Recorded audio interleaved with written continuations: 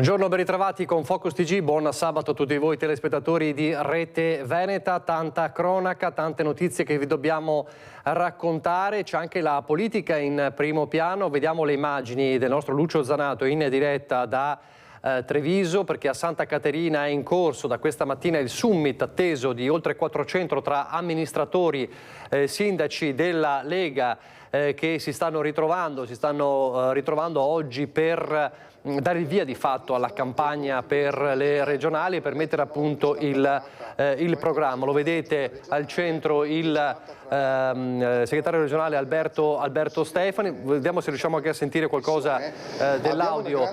Stanno parlando i vari amministratori, poco fa c'era il sindaco di Cittadella Luca Pirobon, lo vedete al centro il segretario Alberto Stefani che fra poco interverrà, al suo fianco il sindaco di Treviso Mario Conte che ha già fatto il suo intervento ma che fra poco sarà insieme a Stefani per una conferenza stampa che seguiremo. Insomma, la Lega che si ritrova, sono settimane particolari, sono settimane difficili nel centrodestra con le tensioni, come sapete, anche dopo il no definitivo al terzo mandato. Allora, prima di sentire poi Stefani in diretta, tra i vari messaggi di oggi che sono arrivati a Santa Caterina, anche da Tokyo un messaggio del ministro Salvini, nonché segretario federale della Lega e vice premier, che si trova a Tokyo in queste ore per impegni istituzionali, ma che non ha mancato di mandare il suo messaggio alla platea leghista. Sentite cosa ha detto.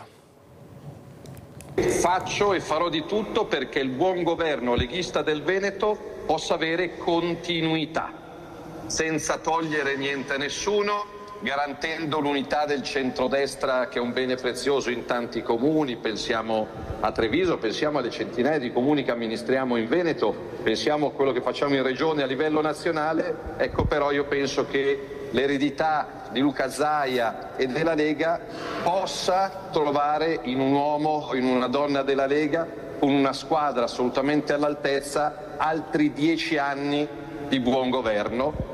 Ce la metterò tutta da vicepresidente del Consiglio, da segretario della Lega, da militante della Lega, perché il modello di tanti sindaci, di tanti assessori, di tanti consiglieri è un modello di buon governo a livello non solo italiano ma europeo. Quindi conto che insieme alla coalizione si fissi il prima possibile la data per le nuove elezioni. Purtroppo come Lega non una ma 5 volte abbiamo provato col terzo mandato non ad accontentare una persona o una regione, ma a dare la possibilità di scelta più libera e più concreta ai cittadini in tutta Italia a partire dal Veneto. Tutta la politica da destra a sinistra ci ha detto no, ahimè, ne prendiamo atto, però io penso che il buon governo della Lega in Veneto sia fuori discussione, quindi conto di fornirvi il prima possibile la data delle elezioni, di chiudere la squadra in Veneto ma anche nelle Marche, in Toscana, in Campania, in Puglia, in Valle d'Aosta che andranno al voto nelle prossime settimane.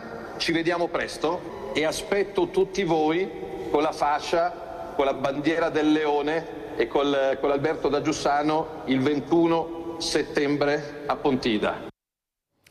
Questo è il messaggio di Salvini, intanto sta parlando il sindaco di Bassano del Grappa Nicola Finco, sentiamo cosa sta dicendo. Sorella.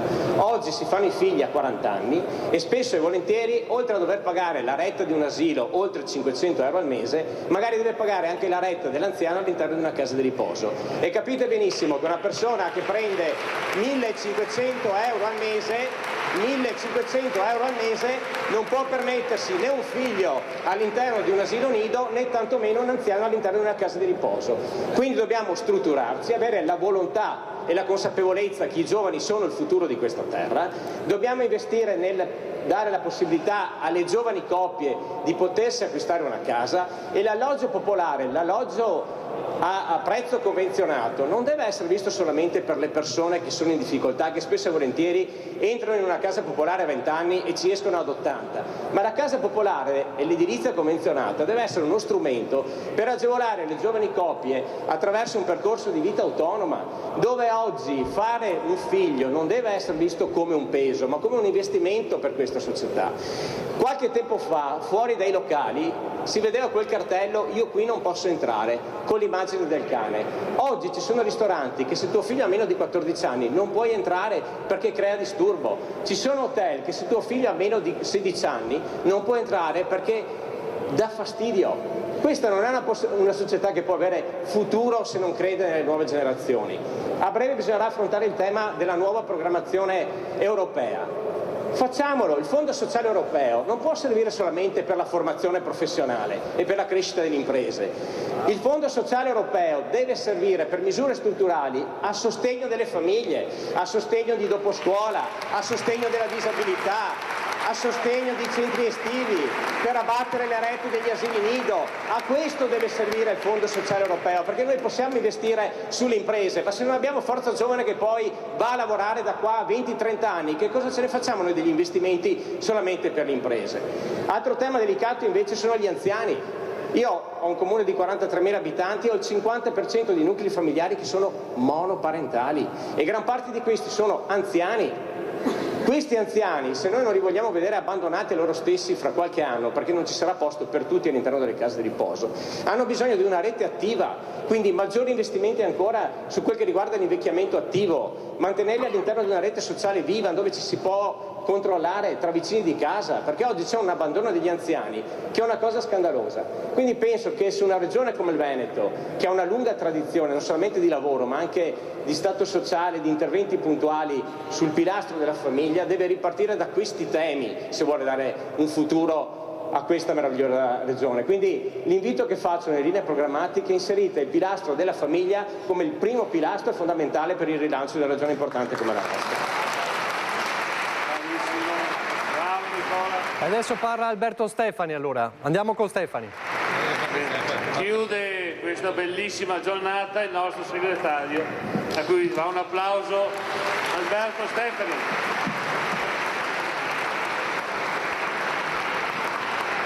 Allora, grazie a tutti, è stata una giornata straordinaria, lasciatemelo dire, vedere in questa sala oltre 250 amministrazioni comunali rappresentate, oltre 100 sindaci, oltre 450 amministratori di sabato mattina, è un segnale di grande forza e di grande vitalità della Liga Veneta, un segnale che dobbiamo prendere con coraggio.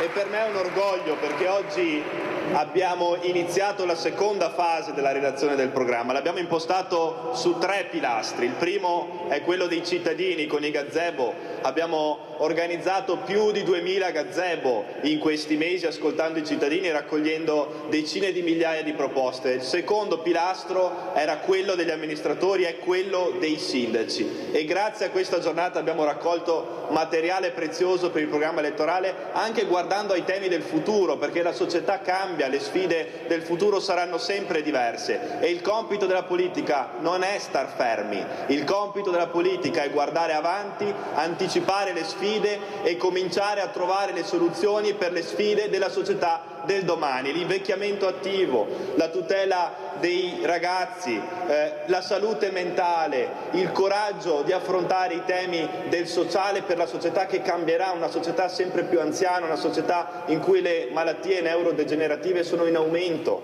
in cui i fenomeni anche di disagio giovanile sono in aumento. Noi non possiamo voltarci dall'altra parte, noi dobbiamo avere il coraggio di guardare avanti, di capire che società avremo nei prossimi 30 anni e affrontare queste sfide a viso aperto con coraggio, perché questo devono fare gli amministratori.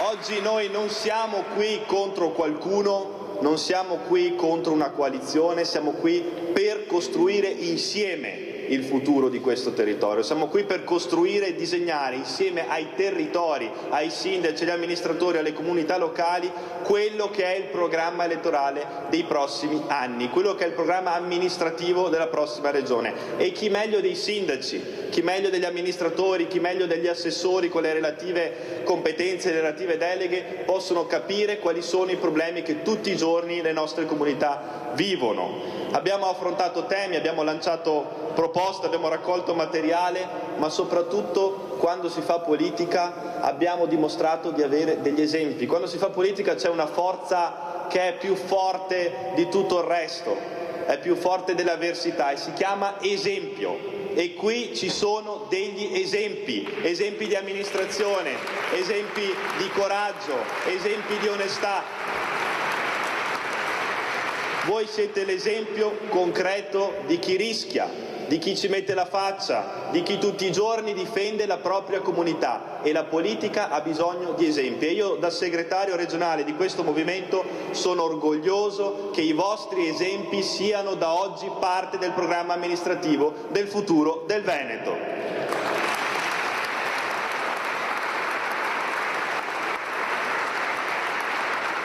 Siete esempi di prossimità.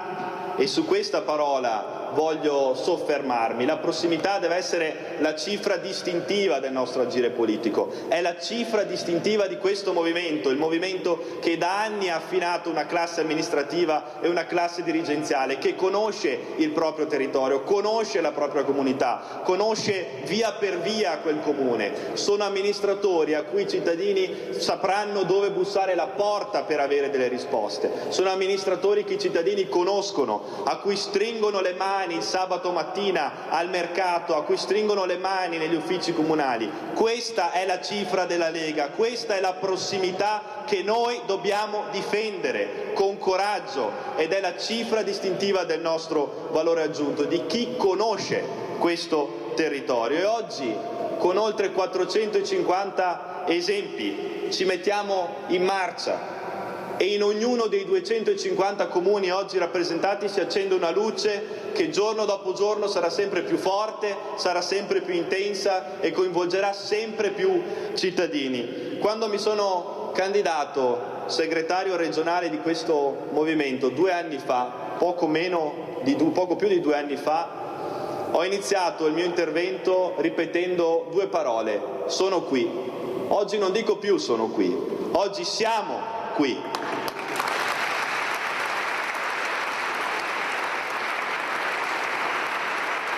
Siamo qui orgogliosi, coraggiosi, determinati, e da oggi inizia una maratona tutti insieme, una maratona che ci porta a far sì che tutte le proposte che sono state raccolte prima, quelle che abbiamo raccolto con i cittadini e quelle che dalla prossima settimana raccoglieremo con le associazioni di categoria e le imprese, possano tradursi in realtà. E in questa maratona, che vede i sindaci e gli amministratori portabandiera, che vede nei nostri militanti gli atleti principali, che vede nella nostra comunità della Lega il contenitore naturale del buon governo, noi dobbiamo andare fino in fondo. E questa maratona, io da segretario regionale, insieme a tutti voi sindaci, voglio andare fino in fondo, perché lì dobbiamo arrivare. Oggi la comunità della Lega è fatta di amministratori qui presenti di sabato mattina, amministratori coraggiosi, visionari, che hanno messo l'onestà prima di tutto il resto, che hanno tolto il tempo alla propria vita privata per donarlo alla propria comunità, perché questo significa essere un amministratore della Lega.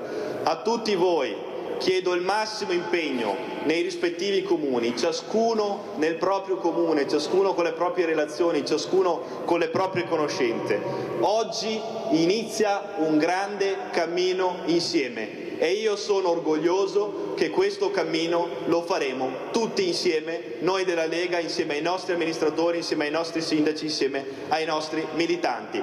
Facciamo sì che tutto quello che oggi abbiamo proposto qui dentro possa diventare realtà. Grazie a tutti.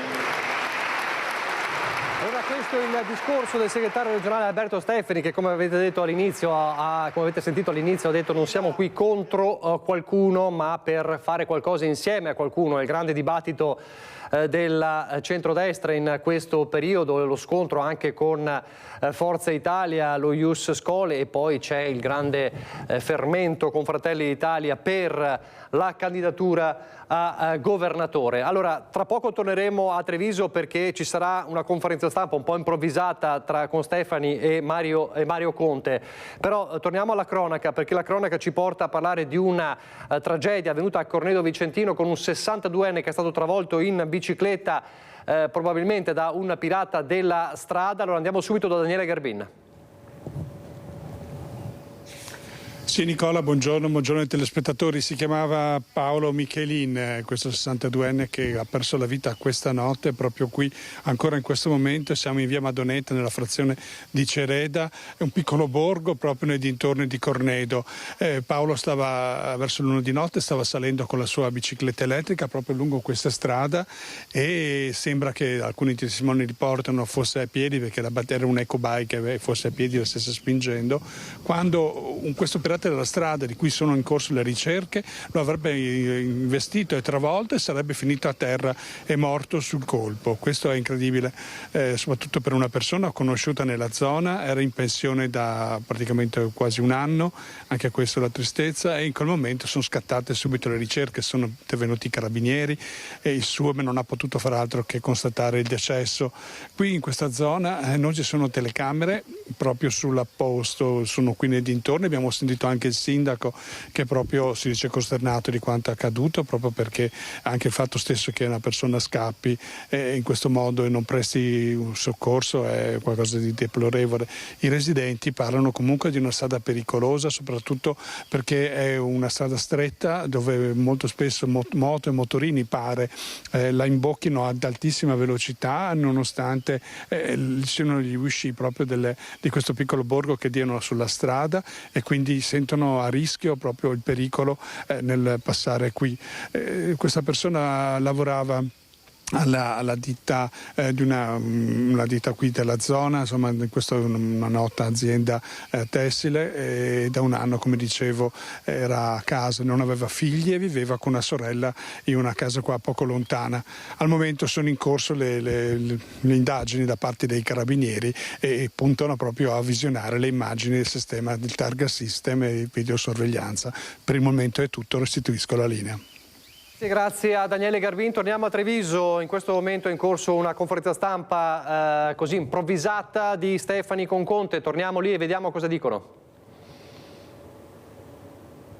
Rappresentati centinaia di amministratori che oltre a fare politica in maggioranza fanno anche opposizione nelle rispettive amministrazioni comunali, e quindi siamo qui per questo. Noi vogliamo costruire il futuro del nostro movimento partendo dalle realtà locali e dalle comunità. È questo il percorso che vogliamo affrontare insieme. Senta, lei ha detto non siamo contro nessuno, però anche ha detto vogliamo andare noi fino in fondo. No, noi non siamo contro nessuno, nel senso che siamo aperti a una coalizione, come io ho sempre sostenuto, una coalizione di governo a livello nazionale, a livello regionale e a livello locale, però è anche vero che la Lega a livello territoriale ha una classe dirigente molto importante e noi non possiamo esimerci da costruire un programma elettorale che parta dalle comunità locali. Insieme alle comunità locali possiamo costruire il futuro di questo territorio. Noi facciamo la nostra parte, iniziamo portando il nostro contributo. Non siamo qui per lanciare candidature, per lanciare corse in solitaria, siamo qui però per costruire il futuro del Veneto, e non c'è nessuno come gli amministratori che può darci il migliore contributo per costruire il programma amministrativo dei prossimi anni. Quali sono le condizioni imprescindibili da porre alla coalizione? Ma noi non siamo qui per porre condizioni, siamo qui per offrire programmi. Siamo consapevoli che il programma scritto dai nostri amministratori, che rappresentano la storia politica di questo territorio degli ultimi anni, sia il miglior programma possibile. Come avrete sicuramente sentito, abbiamo parlato di sfide importanti, l'invecchiamento attivo, la natalità, la sfida del sociale, la sfida anche della tecnologia, dell'intelligenza artificiale. Abbiamo affrontato anche tantissimi altri temi in questa sede che sono temi fondamentali. Noi vogliamo fare politica così, parlando di temi, parlando delle proposte che i cittadini ci hanno lanciato e costruire il futuro di questo territorio. Credo che sia il miglior modo per fare politica, non mettere davanti un singolo, mettere davanti una squadra, mettere davanti delle idee, mettere davanti un programma amministrativo. Ecco, segretario, ma è ora di mettere davanti il nome del candidato. Matteo Salvini ha detto deve essere nostro. Io credo che poi questi interventi avvengano su tavoli di carattere nazionale. Noi abbiamo più candidati possibili, abbiamo una squadra capace, una squadra costruita negli anni. Non siamo qui per lanciare qualcuno, siamo qui per lanciare delle proposte, siamo qui per lanciare delle idee, siamo qui per lanciare dei programmi. È qualcosa che magari in politica si fa un po' meno ultimamente, però credo sia un bel esempio, un bel messaggio che diamo ai cittadini. dalla vostra base arriva la richiesta di unitario? La base è giusto che discuta e si confronti e assuma tutte le posizioni che vuole, perché è giusto che sia così. Noi siamo un partito molto democratico, molto aperto alla discussione e ovviamente faremo tesoro delle loro proposte, delle loro segnalazioni. Poi è chiaro che siamo in una coalizione di governo a livello nazionale, a livello regionale, noi vogliamo lavorare in continuità. Crediamo che il nostro movimento politico sia il movimento che più di tutti conosca questo territorio e sia in grado di esprimere le migliori figure e i migliori programmi. Noi diciamo semplicemente questo e credo che oggi abbiamo anche dato prova di come si costruisca un programma amministrativo, abbiamo dato prova della capacità amministrativa dei nostri sindaci e della capacità di avere visione, quindi di guardare non alla società del domani ma alla società dei prossimi 20, dei prossimi 30, dei prossimi 50 anni. Secondo me la politica deve fare questo, non deve litigare sui nomi e non deve litigare per beghe interne, deve fare questo, deve costruire programmi, deve lanciare idee, deve risolvere problemi. A proposito di figure importanti, c'è sempre un po' nell'aria la figura di Luca Zaia. Che ruolo potrà avere nella campagna elettorale per le regionali e se ci sarà una lista Zaia, come viene anche invocato da una parte della base e come pare che anche il governatore sia intenzionato a sostenere? Con il Presidente mi sento costantemente tutti i giorni, c'è un ottimo rapporto di collaborazione anche con il partito, chiaramente, e tutte le decisioni le assumeremo insieme nelle sedi opportune, quindi nel direttivo regionale e ovviamente in collaborazione con il Presidente che è membro del direttivo regionale. Noi consideriamo necessaria la continuità amministrativa perché questa amministrazione regionale rappresenta una parte di storia di questo territorio. Noi vogliamo conservare questo patrimonio, valorizzarlo e garantire ai veneti serenità, fiducia, coraggio e capacità di vincere anche le sfide che la società del domani, che non è la società di oggi, non è la società di ieri, ci metterà davanti. Premesso che il candidato presidente non lo scelgo io e non lo scegliamo in questa sede, potrebbero esserci liste Mario Conte presidente, liste Alessandro Montagnoli presidente o magari possiamo trovare anche tantissimi altri nomi. Non siamo qui per lanciare dei nomi, siamo qui per lavorare perché i cittadini veneti possono avere il migliore programma amministrativo possibile, un programma di visione che parta dal basso. È un esempio di sana politica che io voglio valorizzare. Senta, ma il verbale per esempio dei segretari di sezione che si sono riuniti al K3, lei lo avrà ricevuto, immaginiamo, cosa pensa di quello che è emerso da consessi del genere? Non l'ho ancora ricevuto e credo che ci siano altre riunioni prossimamente. Io credo che la base è giusto che si possa esprimere, è normale che ogni partito abbia anche l'orgoglio di esprimere la propria posizione, è giusto che sia così come tutti gli altri partiti. Credo che poi le decisioni vengano assunte su altri tavoli, noi però vogliamo dimostrare quello che valiamo. Oggi credo che abbiamo dimostrato che questo movimento ha delle grandi energie, ha tantissime donne e uomini che tutti i giorni fanno amministrazione, che rischiano, che ci mettono la faccia e che hanno dimostrato di dare visione a questa giornata e anche al programma amministrativo del nostro territorio. Scusi, ma il popolo leghista sentire si decide in altri tavoli, non è che piaccia tanto? Il popolo leghista sa benissimo che le sezioni possono assolutamente esprimersi, sa benissimo, come sempre è accaduto, che le decisioni intervengono su altri tavoli. È chiaro che poi il direttivo regionale prenderà le proprie decisioni. C'è un direttivo regionale che per statuto prende le decisioni per quanto riguarda le elezioni amministrative regionali, quindi non lo dico io o non lo dice qualcun altro, lo dice il nostro statuto, lo dice il nostro regolamento e sinceramente è quello che è sempre accaduto in tutte le elezioni regionali. Il direttivo regionale è stato eletto dai militanti, quindi è espressione della base. Quindi i membri eletti dalla base, quindi l'espressione della base, deciderà il futuro del nostro partito qui in Veneto. Senta, però il sentiment è stato ben espresso dal qui presente padrone di casa che ha detto meglio soli che male accompagnati. Ma noi lavoriamo affinché ovviamente la coalizione possa essere unita. È chiaro che noi abbiamo un programma amministrativo, è chiaro che noi abbiamo una visione del nostro territorio, è chiaro che noi abbiamo una visione di quello che il Veneto dovrà essere nei prossimi anni e al tavolo non possiamo nascondere tutto questo. Abbiamo donne e uomini formati negli anni, abbiamo sindaci straordinari, qui ne ho uno al mio fianco, abbiamo persone che possono dare davvero un grande valore aggiunto a questo territorio e credo che questo debba essere preso in considerazione. Io l'ho sempre ribadito, lo ribadisco ancora una volta, però ripeto, oggi siamo qui per parlare di programmi, abbiamo dimostrato di saper costruire un programma partendo dalle comunità locali e io sono orgoglioso di questo. Sindaco Conte, meglio soli che accompagnati, che tipo di messaggio è?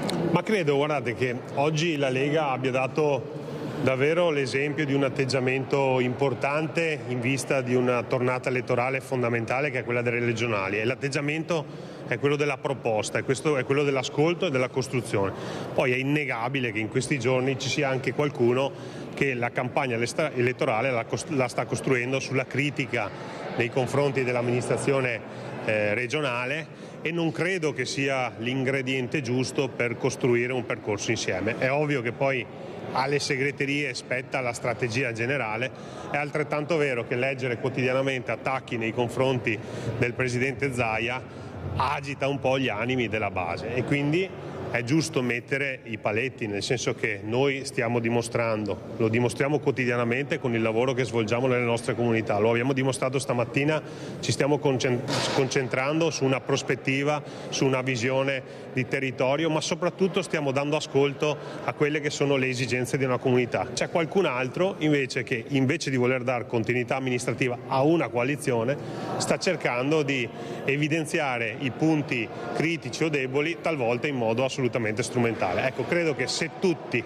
assumiamo l'atteggiamento che oggi la Lega ha assunto, non ci saranno problemi a lavorare insieme, a trovare un punto di sintesi e soprattutto a guardare al futuro con un centrodestra unito. È quello che speriamo, nel senso che io a Treviso amministro col centrodestra unito, oggi in Regione c'è il centrodestra unito, al governo c'è il centrodestra unito. È altrettanto vero che i modi fanno la differenza, quindi chi attacca si autoesclude, chi costruisce invece è ben accetto.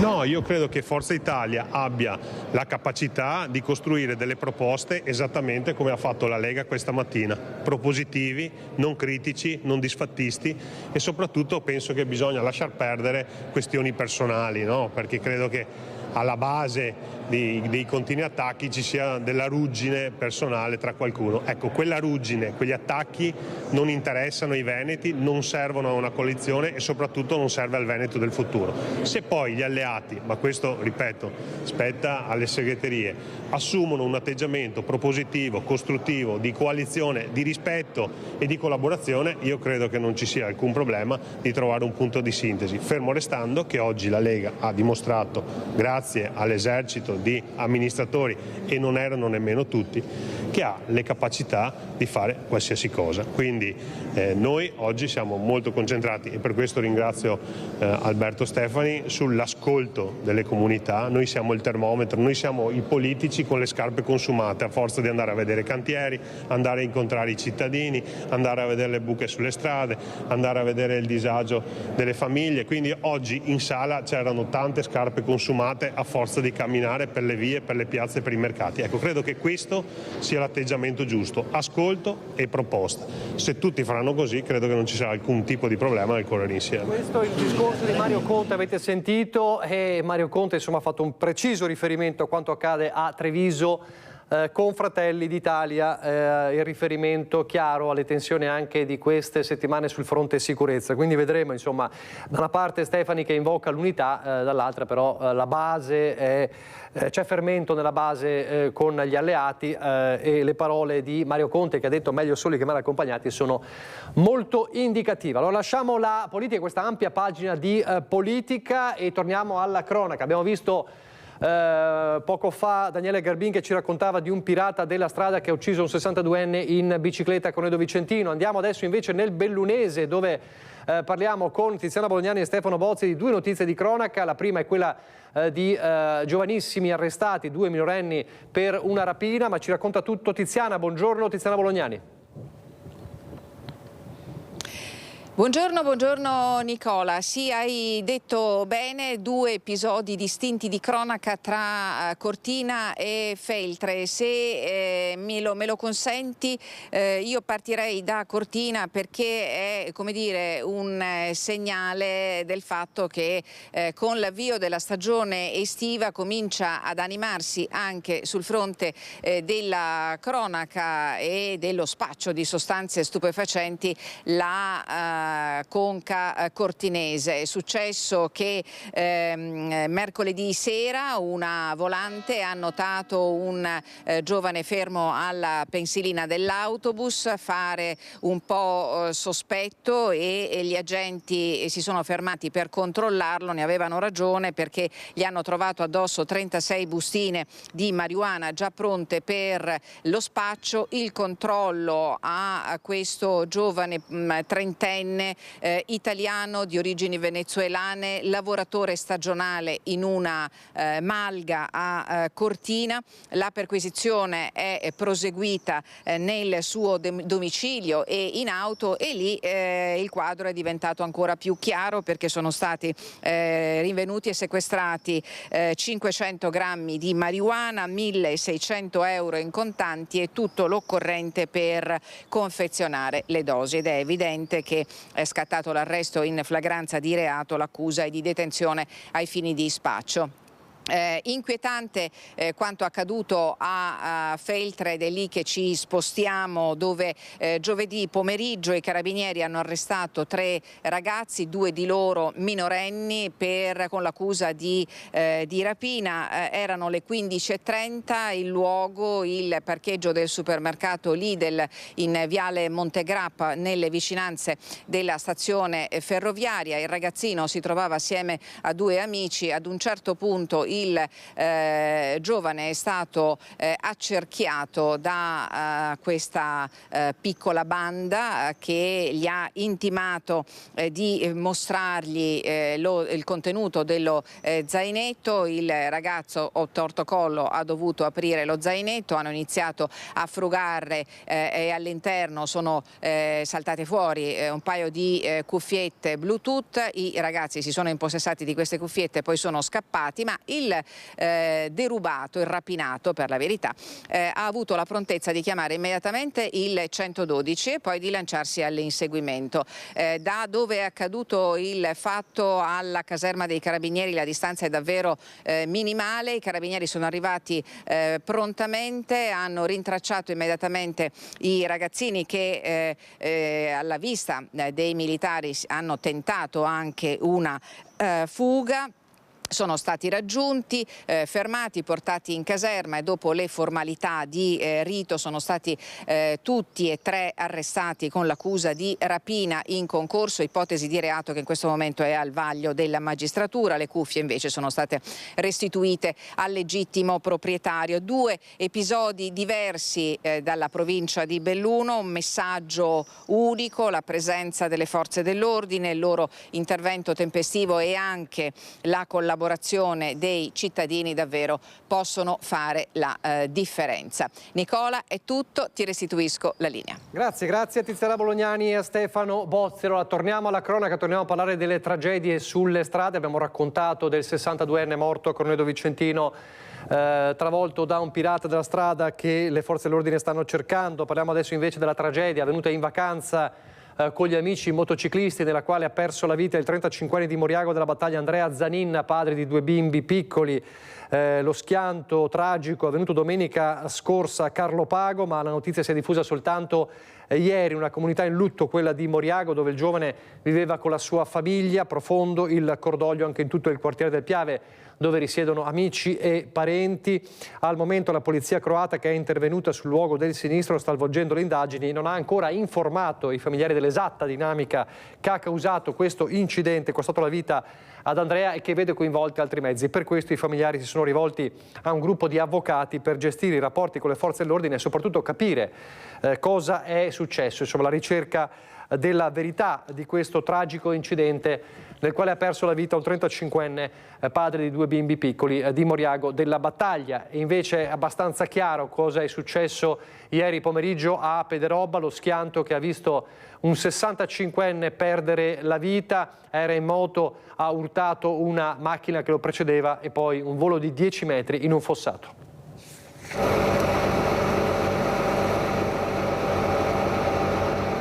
Un istante e si compie l'ennesima tragedia sulle strade della Marca. La moto urta l'auto che la precede, il Centauro viene sbalzato e finisce nel fossato. Nulla da fare per il motociclista.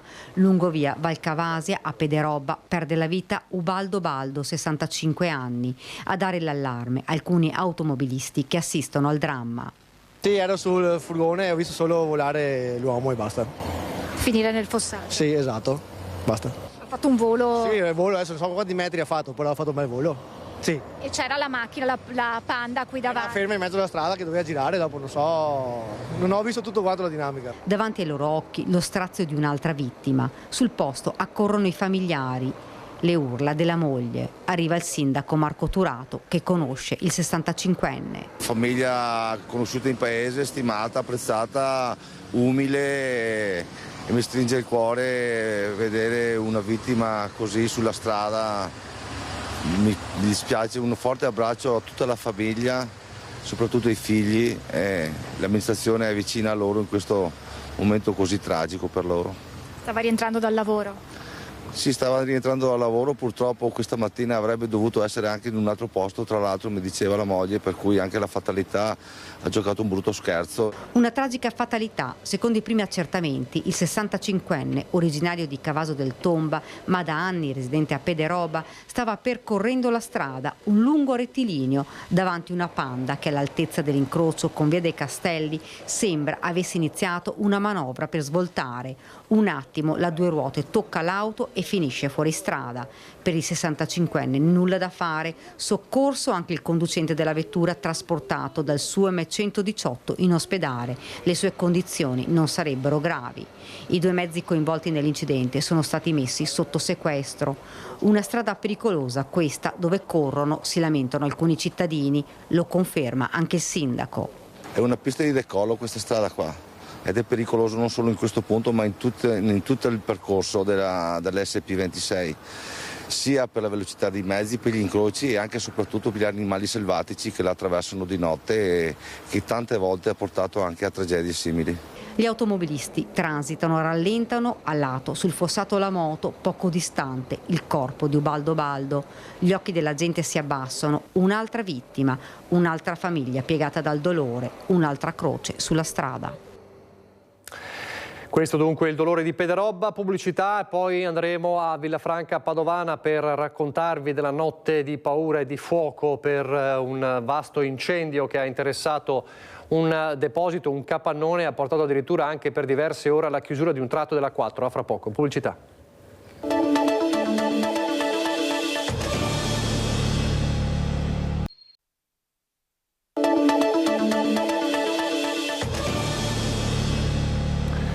Rieccoci in diretta a Focus TG, allora nel Padovano a Villafranca Padovana, una notte di paura e di super lavoro dei vigili del fuoco, il rogo che devasta un capannone e anche la 4 che resta chiusa per diverse ore, un tratto della A4. Francesco Rattai e Federico Cibotto sul posto, buongiorno.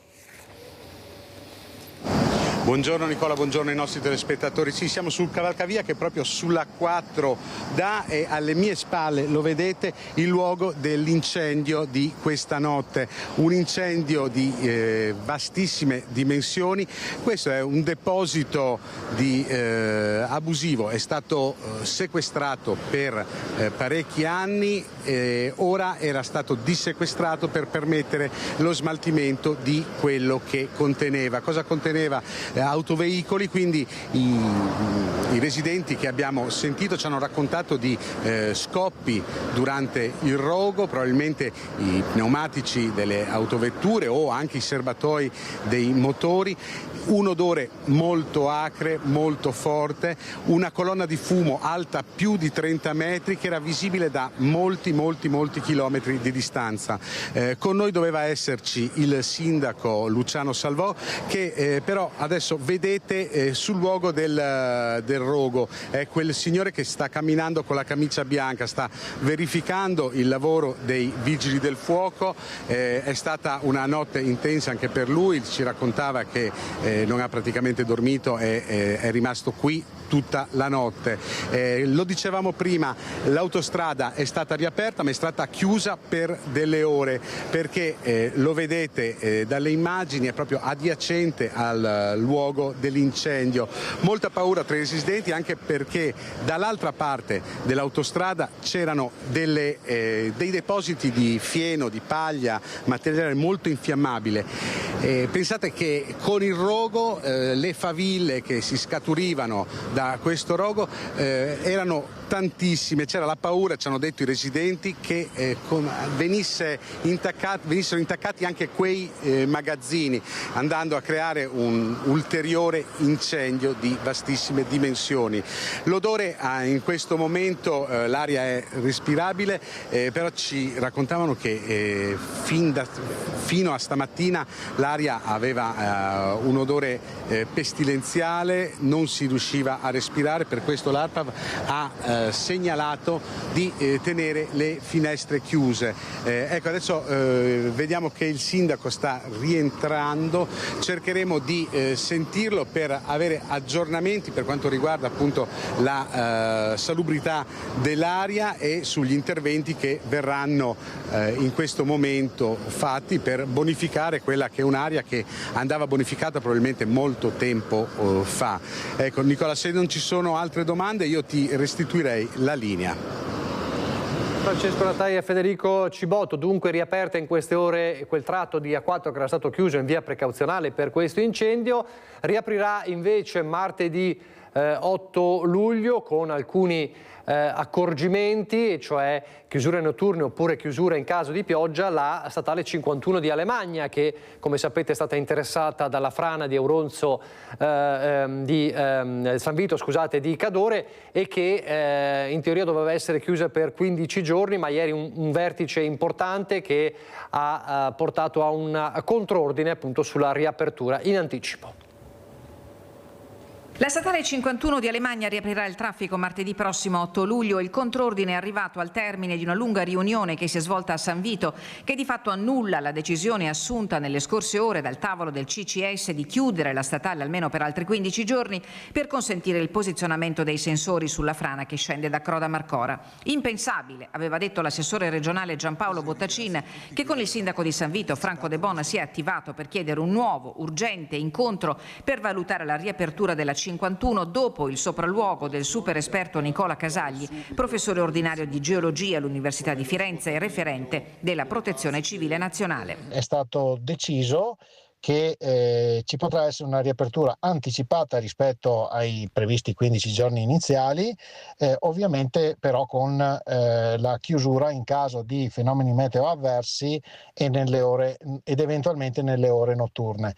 Quindi sicuramente un miglioramento della situazione precedente con, come ho suggerito, una gestione del rischio residuo. La buona nuova ha fatto rifiatare i pendolari costretti da una settimana a peregrinare da un passo all'altro per raggiungere e uscire da Cortina, che da qualche giorno chiedevano alle istituzioni, inascoltati, di poter avere le navette per superare Dogana Vecchia e risparmiare ore e ore d'auto su e giù dal passo Tre Croci. Soddisfatti, manco a dirlo, anche gli operatori del turismo che a denti stretti in queste ore avevano tentato di minimizzare l'impatto del disagio che a Roma si stava cercando di evitare certamente all'entourage olimpico con un decreto d'urgenza ad hoc.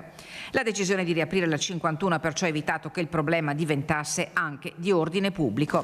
Come detto, la circolazione avrà delle limitazioni, certe quelle in caso di pioggia ed eventualmente anche in orario notturno. Nei prossimi giorni purtroppo sono previsti fenomeni meteo temporaleschi, quindi questo unito al fatto che dovrà essere installato un pluviometro per garantire la riapertura in maniera sicura richiederà ancora 2 o 3 giorni di tempo per installare il sistema di sicurezza, però dopo, senza aspettare i 15 giorni, ci potranno essere delle finestre di apertura che renderanno meno difficoltoso il disagio che c'è stato in queste ore. Buone nuove frattanto anche per gli sfollati di Cancia. Il sindaco Bortolo Sala ha emesso l'ordinanza di revoca della temporanea inagibilità ed evacuazione degli immobili coinvolti dalla colata detritica nella notte tra il 15 e il 16 giugno.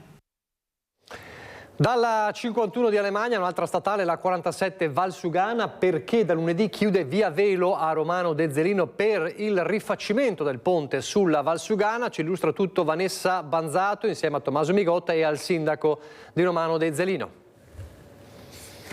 Romano De Zelino come il sindaco Simone Bontorin, perché da lunedì viene totalmente chiusa via Velo per il rifacimento e la sistemazione del ponte lungo l'SS 47 Valsugana, che sarà chiusa parzialmente per permettere ugualmente il doppio transito dei veicoli in entrambi i sensi di marcia. Sindaco, però c'è da dire che la viabilità sulle strade, soprattutto di attraversamento per Romano, diventa un tasto dolente, soprattutto negli ultimi tempi. Sì, fortunatamente c'è questo lavoro che sembra essere in anticipo sul cronoprogramma, però lungo l'asse della statale 47 abbiamo avuto effettivamente parecchi rallentamenti e inceppamenti. Fortunatamente qualche settimana fa è stato riaperto lo svincolo Romano Sud, che di fatto va anche ad alleggerire la situazione del traffico pesante, quindi dei mezzi pesanti che poi dovevano transitare nelle aziende che sono al di là del ponte del cavalcavia della superstrada, di conseguenza andavano anche a inserirsi nella viabilità comunale e nei centri abitati. Ecco, vogliamo spiegare come funzioneranno i lavori, come saranno strutturati i lavori? Questo che è alle mie spalle è un lavoro che prevede la sostituzione del ponte, di conseguenza prima una parte e poi l'altra verrà interrotta il transito su una delle due carreggiate. Da lunedì 7 luglio verrà interrotto il traffico sulla carreggiata verso est e di conseguenza all'incirca dall'altezza del ponte che si trova all'altezza di Perin verrà deviato il traffico all'interno della carreggiata ovest, quindi ci sarà un doppio senso di marcia sulla carreggiata ovest per circa 1 chilometro, 1,1 chilometri, per poi riaprire il traffico su entrambe le carreggiate poco prima dello svincolo Romano Nord. Quindi ci sarà circa 1 chilometro all'interno del quale si scorrerà su un'unica carreggiata a 2 corsie e di conseguenza il traffico sarà evidentemente rallentato e le velocità dovranno essere moderate proprio per questo cambio di corsia. Nel frattempo via Velo? Nel frattempo via Velo rimarrà chiusa, l'idea e il cronoprogramma è quella di averla chiusa fino a gennaio 2026, questo è quello che ci aspettiamo. Sembra che ci siano degli anticipi rispetto al cronoprogramma, perché questo lavoro era in programma tra qualche settimana e di conseguenza la pressione fatta su ANAS e sull'azienda, che abbiamo incontrato più volte proprio perché riteniamo che avere un colloquio diretto con le aziende che fanno i lavori permetta anche di togliere tempi morti, ci ha permesso di vedere già questa ordinanza. Quindi speriamo bene, incrociamo le dita e monitoreremo perché tutto proceda per il meglio. C'è da dire che soprattutto negli ultimi tempi la statale Valsugana è stata teatro di difficoltà a livello viabilistico. Soltanto la settimana scorsa si è chiusa, tra l'altro qualche giorno fa, la partita a Rosà della fuga di gas, che ha appunto costretto una parte del territorio rosatese a essere completamente off limits per quanto riguarda il traffico lungo l'SS 47. Un'arteria trafficatissima, però ci sono ancora tanti lavori da fare dal punto di vista proprio strutturale, perché continui a essere davvero l'anello di congiunzione nord-sud.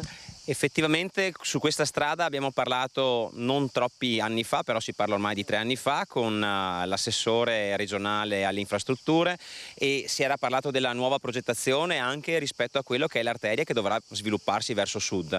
La parte verso nord nel tratto di Romano fortunatamente è a 4 corsie, ma subito a nord abbiamo poi delle curve secche un po' pericolose dove sono avvenuti parecchi incidenti anche molto gravi. Poi c'è il tratto ancora più a nord che entra in Valsugana e dove si restringe la strada, di conseguenza avere a cuore questo pezzo di territorio significa doverci mettere dei soldi, dover investire sulla progettazione per creare finalmente una strada statale a 4 corsie che colleghi la superstrada pedemontana veneta con la zona sud e quella è probabilmente la più semplice, e soprattutto a nord dove abbiamo restringimenti, limiti fisici dovuti alla valle e soprattutto comunità da tutelare, per cui su questa cosa secondo me ognuno dei sindaci che fa parte di questo asse ha qualcosa da dire e si batterà perché le cose vadano sempre meglio. Così dunque da Romano De Zalino noi torniamo alla cronaca e andiamo a Mogliano Veneto, siamo di nuovo nella Marca Trevigiana, tornano i vandali al cimitero di Zerman. Elena Dal Forno, buongiorno, insieme a Francesca Pezzo. Buongiorno Nicola, buongiorno spettatori di Rete. Siamo qui proprio nel cimitero di Zerman dove per l'ennesima volta è stato vandalizzato una parte del cimitero. In questo caso i bagni andiamo proprio a vederli insieme a Bruno Cillotto, che è il presidente del quartiere di Zerman, che ci racconta anche cosa è successo. Come potete vedere lì è transennato perché è stata fatta chiaramente già denuncia ai carabinieri e quindi sono stati messi sigilli ai bagni. Ecco, presidente Bruno Cillotto, che cosa è successo e non è la prima volta? No, è successo quello che sappiamo benissimo, a spiegarlo, non vederlo perché è chiuso. Io parto sempre dal discorso che questo cimitero ha una storia che si pensava fossero delle sette, perché si trovava 15 anni fa, si trovavano dei resti dove si presumeva che avessero fatto delle messe nere e dopo è scomparso un po' tutto. Qualche 3-4 anni fa è successo quello che è successo oggi e sono entrati. L'idea ci sarebbe anche di chi è stato, ma però rimane solo l'idea. Quindi sono venuti, oltre di aver rotto tutto, hanno fatto i loro bisogni e hanno fatto delle opere d'arte, quei bisogni che hanno fatto per i muri, e hanno spaccato tutto, grosso modo come andiamo a vedere adesso. Ecco, io credo, Nicola, che voi abbiate anche delle immagini che la regia può far vedere, anche dei video forse, un danno di oltre 10.000 euro.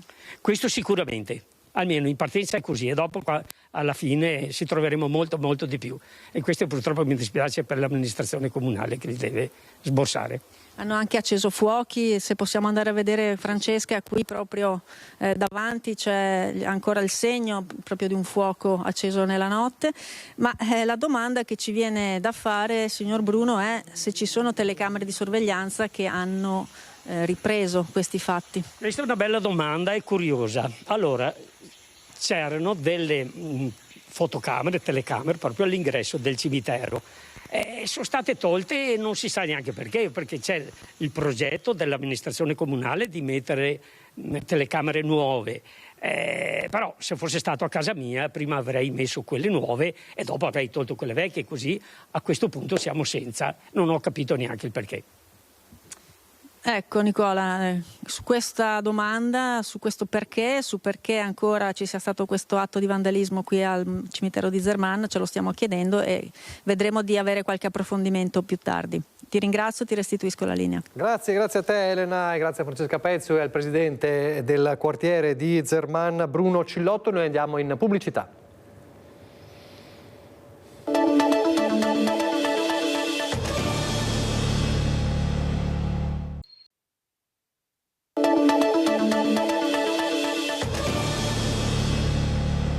Siamo di nuovo in diretta all'ultimissima parte di Focus TG, torniamo a Bassano, parliamo di politica, bagarre in consiglio comunale sul piano Marra, alle domande dell'opposizione risponde l'assessore Andrea Zonta.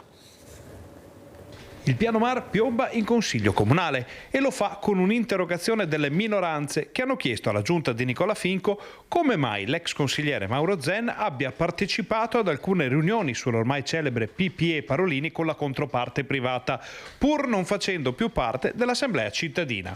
Ecco la risposta dell'assessore Andrea Zonta, che con Zen condivide l'appartenenza al circolo bassanese di Fratelli d'Italia. L'ex consigliere Zen è persona che conosce bene la materia, perché uno dei pochi rimasti in città e che c'erano anche anni fa quando si approvò, ero presente anch'io, l'accordo per dare a Numeria la possibilità allora Numeria di procedere. La richiesta l'ho fatta io e credo di essere libero di chiamare le persone che ritengo più opportune e soprattutto che hanno maggior conoscenza della materia. Io sono abituato a chiamare, se devo chiedere dei pareri, a chi conosce e non chi non conosce. L'assessore rifila una bacchettata alle opposizioni che sul tema del piano Mar stanno alzando il tiro.